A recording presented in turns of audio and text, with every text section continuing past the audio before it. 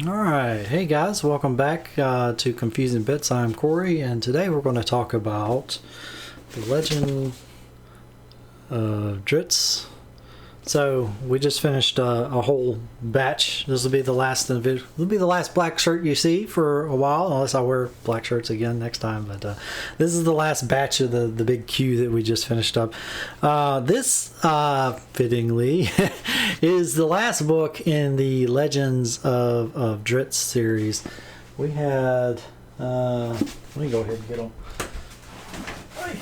So that was all of these. I had to get it used. Actually, the last one I got used. Apparently, I couldn't find them in print anymore. But this is. I bought this originally, like right when it came out, and I bought this one used. Legends of Dritz. So we have Homeland, and then Exile, and then we have Sojourn. They didn't tell me that they didn't have the slipcover whenever they sent it to me. It's the whatever, it's fine. Great video content walking off. So I didn't do that too long, didn't read, didn't watch or whatever. It's good. It's probably the I'm glad that I read it, but it's kind of, I think, the weakest of the three. It wasn't bad, but I think it ends in a nice place, but it's definitely probably the weakest. I still recommend if you do read if you like what you saw in the first two, you're gonna like what you saw in the last one. Even though I do think it's a little bit weaker in the series. The last one ends off with what did happen last one? The last one he leaves the Underdark, right? Yeah, the last one he finally leaves the Underdark and goes into the open world. And so this is the first one, him out in the open world. And he comes upon the first human civilization that he comes to. Antics ensue. Monsters. He fights some different monsters. It's a Dritz book, right? and it's good. It adds a pretty interesting antagonist or whatever. There's a bounty hunter that's kind of chasing him down, and he's got the moral quandary. You know, he doesn't want to kill humans and stuff like that. I'm like, it's a little weird because I'm like, he doesn't care about killing goblins, or this is some weird morality here. He doesn't care about killing goblins and orcs and trolls or whatever, whatever, all the evil races. Apparently there's a very strict hierarchy of evil races, and just being an evil race, even though he's an evil race, even though he's a good evil race, somehow that doesn't apply to apparently there can't be any good goblins. There can't be. And there was a confrontation like early on that kind of establishes, these are evil people, but at the same time, it's like the whole time I had this cognitive dissonance that like he doesn't want to kill this bounty hunter because he's a good race, and so I'm like, even though this character, this bounty hunter, is obviously evil, it's just it's not that particular morality isn't really clicking with me. I think probably not the strong suit of trying to play, and that's the stickiness of D&D though, right? You have notions of alignment where, because this is based in the Forgotten Realms, this is the D&D universe, and so part of the metaphysics or whatever of the universe is that there are alignments. There's evil and good and neutral and chaotic and lawful, and there's like a whole matrix of alignments, and then certain races are aligned to certain alignments along with certain gods, and so that kind of plays into this. So I guess the hand wavy thing is that fits into place. That's how D&D was. Now I think nowadays most people don't do the alignment stuff in Dungeons and Dragons. So I think if it was written today, it wouldn't it probably wouldn't be as jarring. It probably wouldn't be so ham-fisted, the way the morality works. It wouldn't seem so ham-fisted. And I can apologize for it in this series because that's how the D&D world works. I can apologize.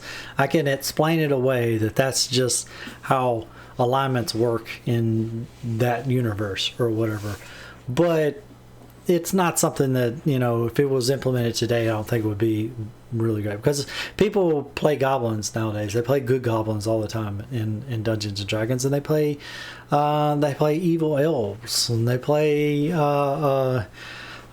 chaotic trolls, or the alignment is completely disconnected from the race or the species or whatever they call it now. So that's the thing that kind of that's really, that's not that I'm saying that is definitely the central thing that kind of fell flat for me. Was a lot of the main characters, just his decisions, were kind of based off of this alignment stuff, and since that wasn't really hitting home, it didn't make the conflict seem realistic. Maybe I'm being unfair, but it's still R.A. Salvatore is still very good. It's probably no worse than the worst Harry Potter book, So it's good. It's still high quality. I would definitely recommend it if you haven't finished up. That said, I don't know if I'm going to continue any more Forgotten Realms, just because it's such a huge universe, and I got so much that I want to read. I don't know if I want to go down that rabbit hole, because I've also considered jumping back into the Legacy Star Wars stuff. As you can see, I have read a lot of Legacy Star Wars, but this is from like 20 years ago was when I read all of these books. They have a completely different universe now based off the new Disney universe. This is, I think, called Legacy now. This was just the standard universe back then, but they have so many books. There's probably, I don't know, 300 books. Maybe not that many, but there's a bunch of books that I could be reading and I definitely love that stuff, but I don't think I'm going to continue it, because it's I've already been down that road. We're trying to go in new directions and see where else. If I still want to see the Sanderson stuff, right? I can't read Sanderson if I'm reading more Star Wars stuff. I can't read more what's this, J.L. Clune. I can't finish up the Robert Jordan if I'm reading more Dritz. I'm like, I've got the gist of this type of story. This is good. It was a good trilogy.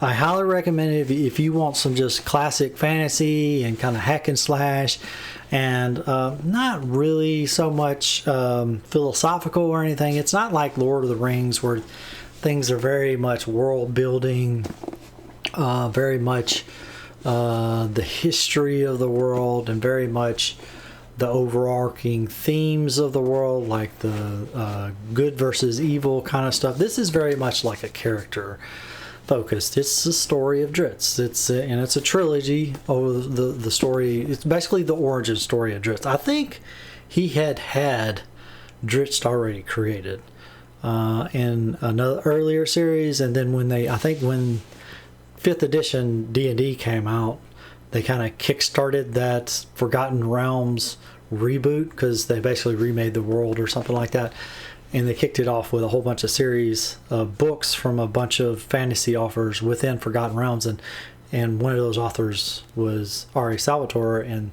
I think he kicked it off with this Sojourn book. I think that's how it worked, or whatever. But this was definitely one of the early books of Forgotten Realms, so I think it's a good stopping place for me. I don't want to go. There's like a whole, I think like a dozen like early books that people really recommend that you read starting off if you're going into Forgotten Realms. I definitely want to continue Forgotten Realms at some point, but I think we're going to pause Forgotten Realms at this time, and we'll pick it up at some later date if eating through. If I just really need an itch for more fantasy, particularly this kind of hack and slash kind of fantasy, I'll continue. Particularly with R.A. Salvatore, I really love his books. I really love his writing. And just as a good character. So, anyway, next up, it'll be a while. I'm almost finished with the book, but it'll be a while before you get a review. It'll probably be December. Next up is the yes, go ahead. It's another productivity book. It's right there in the name. This is the Productivity Project by Chris Bailey. Pretty good so far, but you guys will see that probably in December. Anyway, thanks for stopping by, and I'll see you guys in a week.